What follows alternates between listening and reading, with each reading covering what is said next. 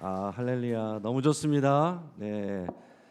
우리 매주 이렇게 하면 좋을 것 같아요. 너무 좋습니다. 여러분, 하나님 나라 가는 구원 열차에 다 탑승하셨죠? 네. 한 분도 빠짐없이 구원 열차에 믿음으로 거듭남으로 탑승하시기를 바랍니다. 오늘 우리가 읽은 본문 말씀을 통해서 오늘 달라서 감사합니다라는 제목으로 말씀의 은혜를 같이 나누겠습니다. 여러분, 사랑하는 남녀가 또 연애하고 그렇게 해서 결혼을 했는데, 결혼을 하고 나면 또 서로가 잘 안 맞아서 또 상처 주고 받고 또 어려움을 겪습니다. 남자들은 여자가 도대체 이해가 안 된다 그러고, 여자들은 남자가 한심하다고 말합니다. 도대체 왜 그런 것일까요? 여러분, 성경에 보면 남자하고 여자는 재래부터가 틀립니다. 남자는 흙으로 만들었고요, 여자는 남자의 갈비뼈로 만들었다라고 그랬습니다. 그러니까 남자는 토기 그릇이고 여자는 본 차이나예요. 그러니까 아예 재질 자체가 틀리기 때문에 전혀 다 같을 수가 없다는 얘기입니다. 그래서 결혼하려고 하는 연인들에게 제가 꼭 추천하는 책이 화성에서 온 남자, 금성에서 온 여자, 이 책인데, 여러분들 안 읽어보신 분들은 꼭 읽어보시기 바랍니다. 책 제목 자체가 얘기하는 게 그거죠. 남자하고 여자는 아예 다른 행성에서 살다 온 사람처럼 생각하는 것이나 반응하는 것이나 표현하는 것이 다 다르다, 그걸 얘기를 하고 있는 겁니다. 자, 그러니까 서로 다른 부분에 대해서 이해하지 않으면, 서로 잘 모르면 실망하게 되고 상처받게 된다라는 겁니다. 남자는요, 대체로 목표 지향적입니다. 그래서 문제를 해결하는 게 중요해요. 근데 여자는 관계 중심적입니다. 그래서 자신의 감정을 이렇게 같이 이야기하고 나누는, 이게 중요합니다. 그래서 이 책에서 조언할 때 여자가 어떤 고민을 가지고 문제거리를 가지고 와서 얘기를 하려고 나오면 남자는 절대로 조언하려고 하지 말고 그냥 잘 들어주고 공감만 해줘라, 이렇게 조언하고 있습니다. 저도 결혼 초기에는 이런 내용을 잘 몰랐어요. 그래가지고 이제 아내가 그때 교사할 때 학교에서 있었던 누군가 속상한 일을 가지고 저에게 와서 얘기를 하는데, 제가 미리 알았으면은 제가 그러지 않았을 텐데, 저는 그때는 몰랐기 때문에 아내가 그 어려움들을 얘기를 하는 동안에 저는 어느 순간 문제 해결사가 돼 있습니다. 그래가지고 아내가 얘기를 하는 동안 얘기를 잘 들으면서 지금 누가 잘못했는지, 문제의 원인이 무엇인지 다 분석하고서 아내가 얘기가 끝나자마자 당신이 먼저 잘못했네, 내가 딱 그런 얘기를 했다는 거 아니에요. 그래가지고 한참 동안 고생을 한 적이 있습니다. 그래서 아내가 원한 거는 이야기를 들어주고 공감해주고 경청해주는 거지, 문제 해결을 원해서 온 게 아니거든요. 그걸 나중에 책을 보면서 저도 나중에 또 그런 실수를 통해서 배우게 됐습니다. 아마 지금 여러분들 가운데서도 그런 경우들 많이 있을 거예요. 우리 여성분들은 그냥 이야기를 들어주면 되는데, 남성들은 자꾸 문제가 뭔지 지적하고, 그리고 자꾸 해결점을 얘기를 해주고, 그래서 빨리 얘기를 끝내려고 하니까 대화가 진행이 안 되는 경우가 많습니다. 참 희한한 것이, 연애할 때는 서로 닮은 점이 많아서 매력을 느끼는데 결혼하고 나서는 왜 그렇게 다른 점이 많은지 참 그것이 신기합니다. 남성들은 스트레스를 받을 때도요, 남성 여성이 틀린데 남성들은 스트레스를 받으면 주로 동굴로 들어간다라고 그래요. 나 혼자만의 시간과 공간이 필요한 겁니다. 동굴 속으로 들어가서 혼자 생각하고 해결책을 찾습니다. 그럴 때 이제 마음이 편해져요. 근데 여성들은 주로 스트레스를 받으면 말을 해야 돼요. 누군가가 얘기를 해야 돼요. 그래야 이게 스트레스가 풀어집니다. 자, 그러다 보니까 요즘에 또 젊은 회사원들 중에서는 퇴근하고서 집에 오면 바로 안 들어가고 주차장에 차를 세워놓고 1시간 정도 있다가 들어가는 사람들이 많다고 그럽니다. 거기가 자기 동굴인 거예요. 이제 그 안에서 자기 혼자만의 시간을 갖는 겁니다. 핸드폰도 보고 유튜브도 보고 그러고서 들어가는 거예요. 바로 들어가면은 자기를 기다리고 있는 아내가 이제 이야기를 시작하니까 그러면 나만의 시간과 공간이 없는 거거든요. 그 주차장이 없는 사람들은 집에 들어가면 화장실에서 오래 들어가고 안 나와요. 여성분들은 말을 해야 되는데 어려움들이 생기는 겁니다. 신경 정신과학자에 의하면 하루 평균 남자는 약 7천 단어 정도를 말을 하고 여자들은 2만 단어 정도를 얘기한대요. 3배 정도를 얘기를 해야 이게 좀 되는데 남성들은 대부분 직장 가서 7천 단어를 거의 다 쓰고 오는 거거든요.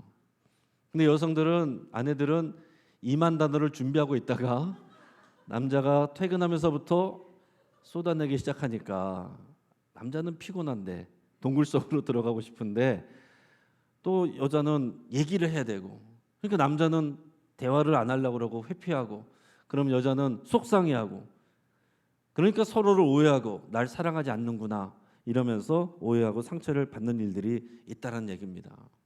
여러분 어떤 것 같습니까? 요즘에 젊은 MZ 세대들 사이에서 유행하는 말이 있는데요. 그게 뭐냐면 너 티야? 이런 말입니다. 이게 무슨 말인지 알아듣는 사람은 젊은 사람들이고 못 알아듣는 분들은 이제 기성세대인데 이게 성격 유형 검사인 MBTI에서 나온 내용이에요. MBTI 내용 중에서 이제 F와 T로 나누는 게 있는데 자 F는 feeling, 감정 중심적인 사람입니다. 이제 감정이 중요한 거예요. 근데 T는 thinking, 생각하는 사고 중심적인 사람입니다. 누가 맞고 틀린 게 아니에요. 자 그런데 누군가 내가 동의를 받고 공감받고 싶어서 얘기를 했는데 거기에 대해서 너무 사실적으로 얘기를 하는 사람을 보면서 참 공감을 못한다 이런 의미를 담아서 너 T야? 이런 이제 말을 한다는 거예요. 예를 들어서 어떤 사람이 석양을 바라보면서 노을 지는 걸 바라보면서 야 너무 아름답다. 우리의 인생도 나이가 들어가면서 이렇게 주변 사람들을 아름답게 물들일 수 있겠지. 근데 옆에 있는 친구가 이렇게 얘기합니다. 걱정하지 마. 해는 내일 또 떠. 그럴 때 너 티야? 왜 이렇게 공감을 못 해주고 그런 말만 하는 거야. 이렇게 얘기를 한다는 거예요. 요즘에 이 젊은 사람들이 또 MBTI 성격 유형을 굉장히 좋아하고 많이 합니다. MBTI는 사람의 성격 유형을 16가지로 나누어서 설명을 하는 것인데 요즘은 젊은 남녀들이 만나면 먼저 MBTI부터 물어보고 취업을 할 때도 면접 볼 때도 면접관이 MBTI가 뭔지 먼저 물어보는 그런 지금 상황이 돼 있습니다. 자, 이게 내가 어떤 사람인지를 알고 또 다른 사람이 어떤 사람인지를 이해하면 우리가 서로를 또 좋은 관계로 나갈 수가 있고 이해해 줄 수가 있고 그렇게 해서 좋은 관계를 유지하자는 그런 의미에서 이런 성격 유형들을 조사를 하고 하는 것인데 비판적인 입장도 있습니다. 아니 이걸 어떻게 이 천차만별인 사람을 16가지로 사람을 유형을 나눌 수가 있겠느냐 그렇게 얘기를 할 수 있어요. 그리고 이 MBTI를 하면서 다른 성격 유형 검사도 마찬가지입니다. 뭐 혈액형별로 나누는 것도 마찬가지고요. 사람들을 그렇게 다 단순화시키면 편하죠. 사람들을 관계하려면 오랜 시간 만나고 또 때로는 힘들기도 하고 어려움을 함께 경험하고 또 보듬어 주기도 하면서 알아가야 되는데 이런 성격 유형을 통해서 우리가 도움을 받을 수 있지만은 사람들은 어떤 생각을 갖냐면 자꾸 분리를 하는 거예요. 너 T구나. 너랑 안 놀아. 어쩐지 안 맞아. 이런 식으로 사용을 하는 겁니다. 그리고 시간을 들여서 사람을 알아가려고 하기보다는 빨리빨리 하는 이런 문화 속에서 상대방을 빨리 파악하려는 잘 알려고 하는 것보다는 그냥 분류해버리려고 하는 그런 마음 때문에 오히려 이런 것이 도움이 되지 않는 경우들도 있습니다. 여러분 사람은요 자세히 보아야 예쁘고 오래 보아야 사랑스럽습니다. 우리가 이런 성격 유형을 아는 것도 중요하지만 그 이전에 마음가짐이 더 중요한 거예요. 우리가 어떤 마음을 가져야 되냐면 우리 같이 한번 읽어보겠습니다. 다 나와 같지는 않구나. 나빠서가 아니라 그렇게 생각하고 표현하는 거구나. 그냥 나와 다른 스타일이구나. 저 사람이 틀린 게 아니라 나랑 다른 거구나. 여러분 이 마음을 가지셔야 돼요. 이 마음을 가져야 성격 유형을 해도 이것이 도움이 되는 것이지 저 사람은 나랑 틀려 달라 가까이 할 수 없는 사람이야 이렇게 분류해버리고 담을 쌓아버리면은 안한만 못하다라는 얘기입니다. 여러분 생각해 보시기 바랍니다. 사랑해서 결혼한 사람도 결혼하면서 너무 안 맞아. 안 맞는다고 맨날 그러잖아요. 그래서 아내들이 남편을 로또 복권이라고 그러잖아요. 하나도 안 맞아. 안 맞아서 내 배로 난 피가 섞인 부모 자식 간에도 잘 안 맞잖아요. 서로 이해가 안 된다고 말하지 않습니까? 친한 사람들끼리도 친할 때는 좋은데 어느 순간 이해하지 못하고 갈라지면 그냥 어느 순간에 관계가 끊어지는 경우들도 있습니다.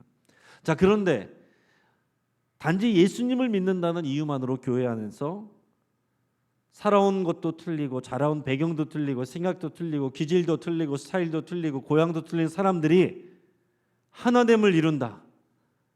이것이 가능하겠습니까? 불가능해 보이는 일이죠. 그러면 여러분, 나랑 비슷한 사람들끼리 모여서 그렇게 모이면 어떨까요? 그럼 훨씬 더 편하겠죠. 싸울 일도 줄어들겠죠. 그러나 그것은 교회가 아닙니다. 그것은 그냥 친교 모임이지 교회가 아니에요.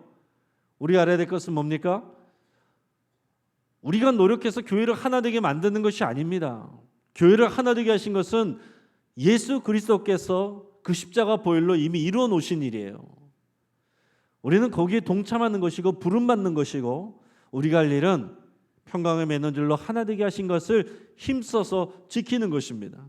그래서 서로 참아주고 용납하고 인내하고 이런 일들이 우리가 하는 것이지 우리가 하나됨을 만드는 게 아니다라는 얘기예요.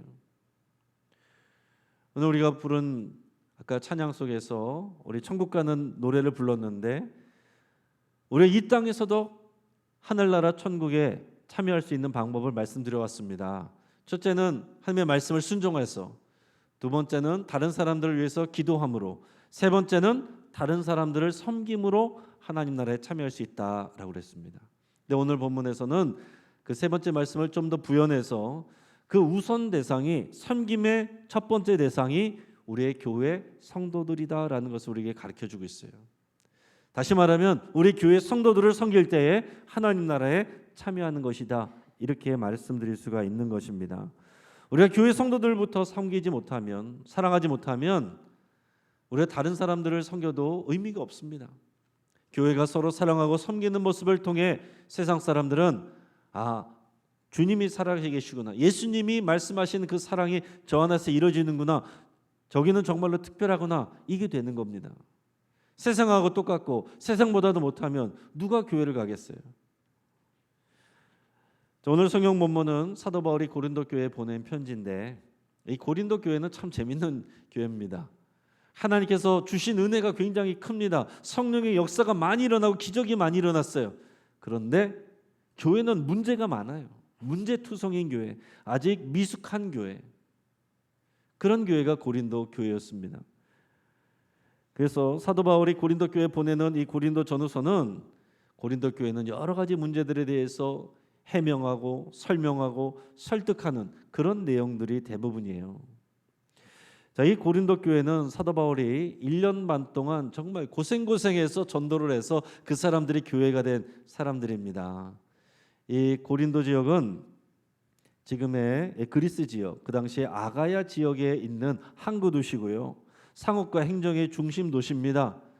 그리고 여기는 부유한 사람들도 많이 있어서 굉장히 부유한 사람들이 많았지만 항구 도시의 특징처럼 성적으로 굉장히 문란하고 방탕했습니다.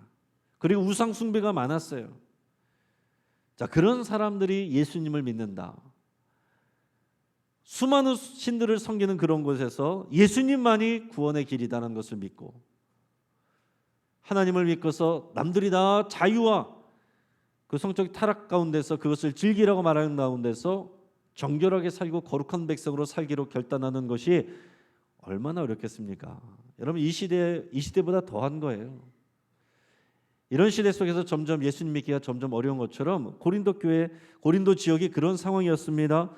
그 지역에는요, 다양한 사람들이 있었습니다. 이 헬라 사람들, 그리스 사람들은 물론이고 이 유대인들도 이사 와서 사는 디아스포라 교인들도 있었고, 그리고 로마에서 이주해 온 다양한 인종의 사람들도 있었습니다. 자, 그런 사람들이 모여 사는 곳이에요. 이 고린도라는 곳은 고대 문헌에 의하면 방탕한 도시라고 이렇게 표현되는 곳입니다. 방탕한 도시가 고린도예요. 그래서 고린도 사람들처럼 산다라는 표현은 방탕하게 산다는 그런 표현이고, 고린도 소녀 이렇게 하면은 그건 매춘부를 의미하는 그런 말이었습니다. 자, 이런 상황 속에서 다양한 인종이 모여 사는데 그런 사람들이 예수님을 믿게 됐어요. 그것도 기적인데 그 사람들이 모여서 교회가 됐는데 하나 되는 게 쉽겠냐고요. 하나님께서 부어주시는 은혜와 성령의 역사는 많이 나타나는데 그럼에도 불구하고 그 안에는 성적으로 방탕하고 자유로운 사람들이 있었습니다. 하나됨을 지키지 못하고 사람들이 끼리끼리 문화가 나타나서 그 안에서 교회가 갈라지고 나눠져 있습니다. 고린도 교회는 크게 네 그룹으로 나눠져 있었는데, 하나는 바울파, 아볼로파, 베드로파, 그리스도파 네 개로 나눠져 있습니다. 지금 이 교회는 사도 바울이 세웠지만 다른 곳으로 가 있고요. 2대 목회자로서 아볼로라는 사람이 성경 공부를 잘 가르치는 사람이 이 교회 목회를 잘하고 있습니다. 그러니까 어떤 사람들은 우리는 바울파야, 쉽게 말하면은 원로 목사파, 아볼로파는 지금 현재 담임 목사파, 베드로는 여기 없는 사람이에요. 유명한 목사파, 유명한 목사님 따라 그것을 좋아하는 사람들. 그리스도파는 우리는 아무에게도 안 속했어, 우리는 그리스도만을 따라. 굉장히 맞는 말이죠. 하지만 이 그리스도파도 한계가 뭡니까? 그리스도파면 하나됨을 이루기 위해서 우리가 그것을 애쓰고 수고해야 되는데 우리는 그리스도파야 그러면서 그 사람들끼리만 또 하나의 그룹을 만들었다는 거예요. 그게 성숙하지 못한 고린도 교회의 모습입니다. 그러니까 여러분, 이런 성령의 역사는 많이 일어났는데, 성령의 은사들이 많이 부어지는데 교회는 성숙하지 못했다는 거예요. 여러분이 아셔야 될 것이, 성령의 은사가 나타나고 성령의 능력이 부어진다고 해서 성숙한 것은 아닙니다. 성숙하지 않아도 하나님께서 언제든지 선물로 주실 수 있어요. 여러분, 은사는 헬라어로 카리스마타라고 하는데 선물이라는 뜻이 있습니다. 하나님께서 선물로 주시는 게 은사입니다. 오늘 본문 말씀 8절에서 10절까지 말씀을 같이 읽어보겠습니다. 어떤 사람에게는 성령으로 말미암아 지혜의 말씀을, 어떤 사람에게는 같은 성령을 따라 지식의 말씀을, 다른 사람에게는 같은 성령의 믿음을, 어떤 사람에게는 한 성령으로 병 고치는 은사를, 어떤 사람에게는 능력 행함을, 어떤 사람에게는 예언함을, 어떤 사람들에게는 영들 분별함을, 다른 사람에게는 각종 방언 말함을, 어떤 사람에게는 방언들 통역함을 주시나니. 아멘. 자, 우리 신약 성경에는요 다양한 은사들을 소개하고 있습니다. 에베소서에는 말씀을 전하는 자의 직분에 따라서, 또 고린도전서 오늘 본문에서는 여러 가지 또 영적인 은사들에 대해서, 로마서에서는 다양한 자연적인 은사까지 포함해서 이렇게 설명을 하고 있습니다. 여러분, 우리만 해도 이 여러 은사들을 생각하면은 뭐가 좋을까 우리가 고르면 될 것 같지 않습니까? 근데 그런 게 아니에요. 은사는 자연적인 은사도 있고 이런 영적인 은사도 있습니다. 자연적인 은사는 남을 섬기거나 불쌍히 여기거나 또 봉사라는 것을 열심히 잘하거나 이런 것도 자연적인 은사입니다.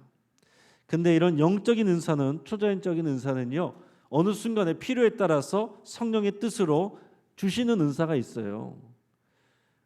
그것은 그 사람의 어떤 수준과는 상관이 없습니다. 간절히 원하고 그 사람을 통해서 필요로 하시면 하나님께서 주시는 거예요. 근데 원하지 않으면 주시지 않습니다. 이 여러 가지 은사들이 있는데 이런 은사들은 하나님께서 주신 선물입니다. 근데 이런 선물을 주신 이유는 같이 서로 돕고 섬기라고 주신 겁니다. 근데 고린도 사람들은 여러 은사들이 많이 나타나니까 이걸 가지고 서로 은사 자랑을 했어요. 내 은사가 더 좋아, 네 은사가 더 좋아, 내 은사가 더 좋아. 그러면서 서로 비교하고 그것을 가지고서 서로 싸우고 다퉜습니다. 그러니까 이런 문제들이 나타나니까 사도 바울이 편지를 써서 지금 성령이 역사하시는 일이 어떤 것인지를 다시 설명해 주는 겁니다. 오늘 본문 말씀 1절에서 6절까지 말씀을 읽을 텐데, 읽으시면서 성령님이 어떤 분이시고 어떤 일을 하시는가 하는 것을 여러분 생각하면서 한번 같이 읽어보시기 바랍니다. 자, 시작. 형제들아, 신령한 것에 대하여 나는 너희가 알지 못하기를 원하지 아니하노니 너희도 알거니와 너희가 이방인으로 있을 때에 말 못하는 우상에게로 끄는 그대로 끌려갔느니라. 그러므로 내가 너희에게 알리노니 하나님의 영으로 말하는 자는 누구든지 예수를 저주할 자라 하지 아니하고 또 성령으로 아니하고는 누구든지 예수를 주시라 할 수 없느니라. 은사는 여러 가지나 성령은 같고 직분은 여러 가지나 주는 같으며 또 사역은 여러 가지나 모든 것을 모든 사람 가운데서 이루시는 하나님은 같으니. 아멘. 자, 이 말들을 정리를 해보면 첫째는 성령님은 우리가 예수님을 온전히 믿을 수 있도록 예수님을 주님이라고 부를 수 있도록 도와주시는 역할을 하는 겁니다. 능력이 먼저가 아니에요. 우리가 예수님을 온전히 믿을 수 있도록 도와주시는 분이 성령님이십니다. 그래서 성령이 아니시고는 아무도 주라고 할 수 없다라고 했습니다. 우리가 예수님을 주님이라고 고백할 수 있으면 성령님이 도우신 거예요. 성령님이 우리 안에 계신 것입니다. 믿으십니까? 성령님이 우리를 도우신 거예요. 우상을 따라 살던 사람들이 예수님을 주라고 고백하는 것 성령의 역사가 아니고선 될 수가 없는 일입니다. 자, 은사는 여러 가지지만 이 은사들을 주시는 성령님은 한 분이다라고 가르쳤고 또 교회는 여러 직분들이 있지만 그 직분으로 섬기는 주님은 한 분이다.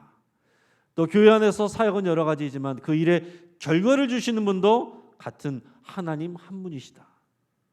그런데 지금 여러 은사를 받고서 서로 지금 다투고 싸우고 자랑질하고 그러면 되겠느냐? 이 말을 하고자 하는 거예요. 그러면서 7절 말씀으로 이어집니다. 7절 말씀을 읽어보겠습니다. 각 사람에게 성령을 나타내심은 유익하게 하려 하심이니라. 아멘. 유익하게 하려고 은사를 줬다는 거예요. 그런데 이 말씀을 우리 공동 번역이나 새 번역 이런 번역으로 읽으면 좀 더 말씀이 더 확실해집니다. 우리 새 번역 말씀으로 같이 읽어보겠습니다. 각 사람에게 성령님이 계시는 증거를 주신 것은 모든 사람의 유익을 위해서입니다. 아멘. 공동 번역에는 공동의 유익을 위해서 주셨다라고 그랬습니다. 무슨 말입니까? 이 성령이 은사를 주신 것은 나만의 이익을 위해서 준 것이 아니라 모든 사람의 유익을 위해서 교회를 위해서 주신 거다라는 얘기입니다. 오늘 영적인 은사 9가지 성경에 오늘 나온 것 중에서 나 자신의 유익을 위해서 주신 것 하나 있습니다. 방언의 은사예요. 그 나만 유익이 있고 다른 사람들에게는 의미가 없어요. 근데 다른 모든 은사들은 다른 사람들을 섬기라고 교회를 위하여 주신 은사다라는 얘기입니다. 그러니까 이것을 모르고 자기 혼자 뽐내면 그 은사 때문에 오히려 교회가 분열될 수 있는 겁니다. 그러나 그 은사를 가지고 서로 다르기 때문에 비교하는 것이 아니라 서로를 보완하고 서로를 돕고 섬기면 서로 다르기 때문에 감사할 수가 있고 교회가 더 건강하게 세워지게 되는 것입니다. 그러니까 우리가 그런 생각을 할 수 있어요. 그렇게 피곤한데 아무런 은사도 안 주면 되지 않습니까? 그러지 않아요. 그럴 수가 없습니다. 왜냐하면 우리가 예수님을 믿으면 우리가 두 가지 신분을 얻거든요. 하나는 자녀가 되는 것이고 또 하나는 상속자가 되는 것입니다. 로마서 8장 17절을 같이 읽어보겠습니다. 자녀이면 또한 상속자 곧 하나님의 상속자요 그리스도와 함께한 상속자니 우리가 그와 함께 영광을 받기 위하여 고난도 함께 받아야 할 것이니라. 아멘. 우리가 구원받은 하나님의 자녀가 돼서 구원 열차 타고 끝나는 게 아니라 이 땅에서 상속자로서 하나님의 일꾼으로서 하나님의 일들을 하는 사람으로 부름받은 것입니다. 그런데 그 상속자로서 사명의 일을 감당하는데 보탬이 되라고 힘을 주는 것이 성령의 은사들이에요. 그러니까 우리는 구원받았으니까 그냥 가면 되지요가 아니라 이 땅에서 상속자로서 하나님의 일들을 해야 될 사람들이고 그 일을 위해서 하나님께서 여러 가지 은사들을 주시는 것입니다. 로마서 8장 28절 같이 읽어보겠습니다. 우리가 알거니와 하나님을 사랑하는 자 곧 그의 뜻대로 부르심을 입은 자들에게는 모든 것이 합력하여 선을 이루느니라. 아멘. 여러분 이 말씀을 잘 기억하시기 바랍니다. 이게 개인의 입장에서 여러분 이 말씀을 읽을 때는 우리가 예수님을 믿으면 우리가 하나님을 사랑하면 우리에게 있었던 좋은 일도 있고 나쁜 일도 있잖아요. 이 모든 것이 협력하여 하나님의 선을 이루고 우리가 예수 그리스도를 닮아가게 한다는 그런 뜻입니다.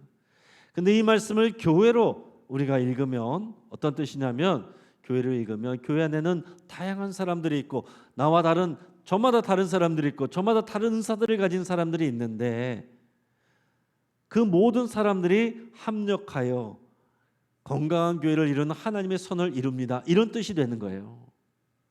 여러분, 은사는 우열이란 게 없습니다. 다 하나님이 주신 귀한 것들이에요. 단지 앞에 드러나고 보이지 않는 그런 차이가 있을 뿐이죠. 저처럼 앞에 나와서 말씀을 전하는 사람도 있지만, 주방에서 주방 일을 하고 또 보이지 않는 데서 청소하고, 방송에서 또 방송 기계를 다루고 주차 안내를 하고, 모두 다 주님이 주신 은사로 다 섬기는 일입니다.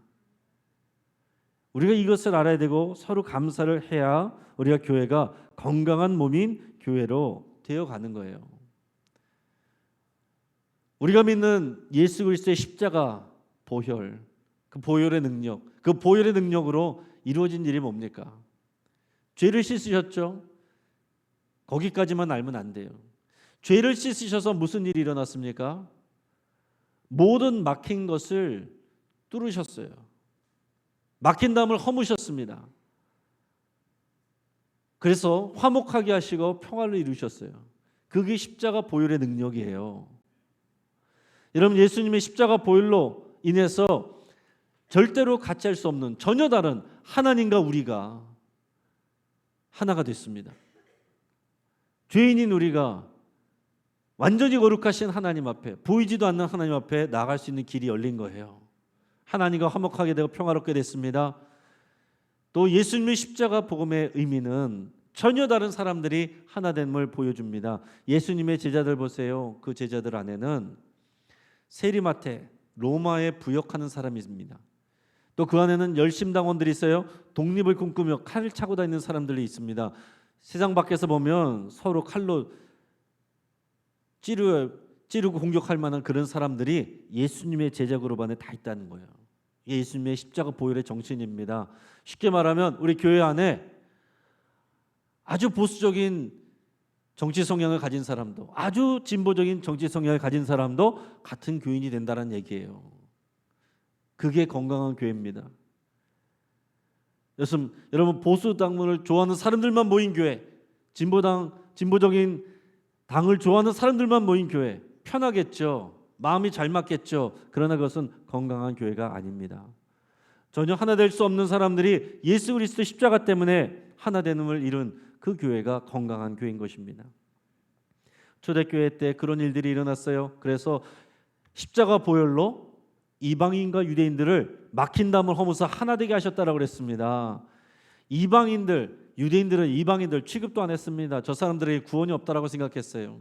이방인들은 유대인들을 미련한 자들인 줄 알았어요. 그런데 예수님 때문에 이 고린도 교회 안에도 이 헬라인들, 이방인들과 여러 인종의 사람들과 유대인들이 함께 하나님을 예배하고 있는 것입니다. 아직 수준이 미숙해서 그 안에서 끼리끼리 나누고 싸우고 있지만, 그러나 그 안에서 함께 예배하고 있는 모습으로 자라가고 있는 것입니다. 여러분, 우리 한국교회 초기도 그랬어요. 세상에서 일어날 수 없는 일이 예수 그리스도 십자가 때문에 이 한국교회 안에서 일어났습니다. 양반과 상놈이 함께 예배하고, 남자와 여자가 함께 모여서 예배하고요, 어른들과 어린이들이 함께 모여서 예배합니다. 부자와 가난한 자들이 모여서 함께 예배합니다. 세상에서 어떤 곳에서 이런 일이 일어날 수 있겠습니까? 오직 예수 그리스도 십자가를 믿는 교회 안에서만 이런 일이 일어날 수 있었던 겁니다.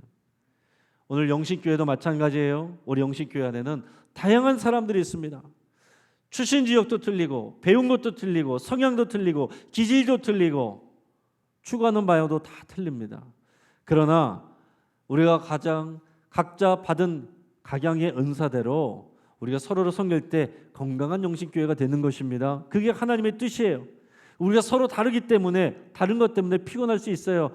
서로 상처받을 수 있습니다. 그러나 우리가 다른 그 모습 때문에 다른 모습으로 서로를 섬기면 서로가 달라서 감사할 수 있는 교회가 되는 것입니다. 사랑하는 여러분, 우리 각자에게 주신 기질과 또 경험과 은사는 다 다릅니다. 그러나 그런 다른 것으로, 다른 은사로, 우리의 다른 경험으로 서로를 섬길 때에 교회는 건강해지고 하나됨을 지켜가고, 그래서 우리는 달라서 감사합니다 이렇게 고백할 수가 있게 되는 거예요. 우리 각자의 다른 은사로 서로를 섬기는, 그래서 하나님 나라에 참여하는 저와 여러분 되기를 주의 이름으로 축복합니다. 같이 한번 기도하겠습니다.